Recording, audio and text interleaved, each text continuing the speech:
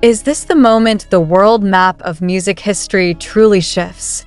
The world was shaken when shocking news came from London. JIN, the oldest member of BTS, officially became the first Korean solo artist to perform and fill the O2 Arena, one of the most prestigious stages in the world. Even more surprising, this news was first known through the emotional reaction of his bandmate, Jungkook, who was reportedly speechless upon hearing the news.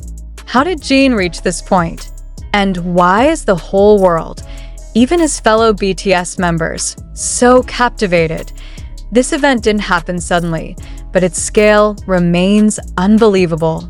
Since the announcement of JIN's solo concert in London was officially released by his agency, hybe, within less than 30 minutes, all concert tickets were sold out, including the exclusive VIP seats that usually remain until closer to the day. No previous Korean solo concert has achieved this record-breaking sales speed in the UK. The public reaction was extraordinary. Not only ARMY, but also British media and global music observers began highlighting JIN as a cross-cultural music phenomenon. However, the most astonishing part came not from the stage, but from behind the scenes. A source close to BTS stated that Jungkook, who was then preparing for his solo project in Korea, seemed silent for a moment after hearing the news of JIN's success. He looked shocked. He didn't expect JIN to penetrate the European market so aggressively, so quickly, said a BTS staff member who requested anonymity. This reaction immediately spread to social media, sparking speculation that this moment would be a catalyst for BTS's reunion in the near future. London, known as one of the world's cultural centers, changed its colors.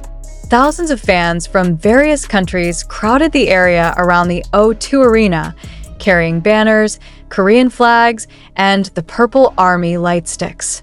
The global spotlight was on one name, JIN. For industry analysts, this step is a major sign that the dominance of Korean music is no longer limited to idol groups, but has now entered the global solo arena with extraordinary competitiveness. Many wondered, why JIN? Why not another member who was more active in the solo music industry before? The answer lies in a well-planned strategy that has been designed for years. JIN is known as a member with high emotional appeal, a prominent character, and a distinctive voice that is hard to match.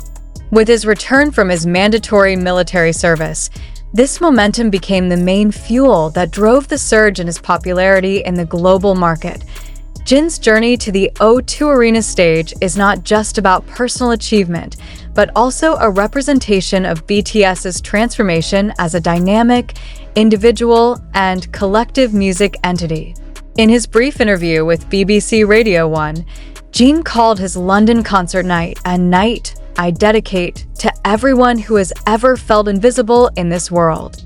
This statement made millions of his fans cry with emotion, especially since he chose the O2 Arena, a venue previously occupied only by global musicians like Adele, Ed Sheeran, and Beyoncé. International reactions poured in. Billboard ran the headline, JIN of BTS breaks cultural boundaries at the O2. The Guardian called it the night when Asia was no longer just a viewing market, but a major player. And even senior musicians like Elton John congratulated him directly through social media, calling JIN a bridge for the new generation in the music industry. However, one of the most talked about moments occurred when JIN's concert stage was paused, the lights went out, and a large LED screen displayed a short video. Jungkook appeared in the recording, congratulating JIN and calling him our pride and a pioneer for all of us who are still struggling. Hysterical screams filled the arena. Is this a hint that a joint BTS project is being prepared? This speculation grew stronger when, after the concert, JIN uploaded a photo with a mysterious caption, "See you all soon together." The word "together" immediately became the #1 trending topic in 45 countries. Many interpreted this as a signal of a BTS reunion, perhaps as a full group, perhaps in the form of a joint project between 2 or more members. Meanwhile, Industry data shows that Jin's merchandise sales at the O2 Arena exceeded $1 million in just one night, the highest record in the history of Korean solo artist concerts in the UK. This proves that JIN not only sells music, but also sells emotional experiences and personal connections with his fans. Not only fans and media were surprised, even some executives from major labels in the US expressed interest in collaborating across genres with JIN. Some sources even indicated that secret negotiations are underway to combine JIN with top artists like Harry Styles or Dua Lipa in upcoming global projects. Of all the remaining questions, the most pressing is this: will JIN's achievement be the opening door to a new era of BTS as a global force in solo and collaborative formats? Or is this the beginning of a Korean music revolution that puts solo artists at the forefront? Whatever the answer, one thing is certain: the night at the O2 Arena will be recorded in history as one of the important milestones in the rise of Asian music on the global stage. And for Jungkook, his surprised reaction was not only as a friend, but as a fellow artist who realized that something big had just begun, and the whole world is watching. And the entertainment world full of sensations and surprises. JIN's success did not come from rumors, but from hard work, long-term strategy, and the sincere love of millions of his fans. Amidst doubts, he proved that the courage to be different is the key to history. London witnessed, and the world is now waiting for BTS's next big move. However, behind the cheers, tears of joy, and global reactions that shook social media, a big question began to surface. Is all this real? Did the moment JIN filled the O2 Arena, Jungkook's emotional reaction, and the hints of a BTS reunion really happen as described? Or is this just a narrative construction formed by the flow of viral information, unverified social media content, and the collective desire of fans to witness new history? Let's take a breath and ask ourselves, are we witnessing history or victims of digital sensationalism? The information circulating about JIN's concert at the O2 Arena spread incredibly quickly. Video clips from TikTok, snippets of interviews from Twitter, speculative threads on Reddit, and emotional comments on YouTube flooded the internet. But how much of it is actually verified? Did we check the original source? Or were we so carried away by euphoria that we accepted any information that supported our hopes? Without question, Jungkook's reaction, which was described as silent for a moment because of shock, for example. Is there any real recording? Who is the source? The statement was quoted from an unnamed person, only referred to as a BTS staff member. In the professional journalistic world, this is called an anonymous source, which ethically must be cross-verified or supported by other evidence. Without it, it could just be a fabrication designed to build drama. Then what about the news that JIN's concert tickets sold out in less than 30 minutes? Did the O2 Arena ever release official data on this? Is there a statement from the organizer, or is it just secondary information taken from fan accounts that may not necessarily have direct access? Facts like these, if not tested, are easily transformed into false narratives that are widely believed because they are repeated. Have we ever thought, why are we more likely to believe a TikTok video with a dramatic soundtrack than an official press release whose authenticity can be proven?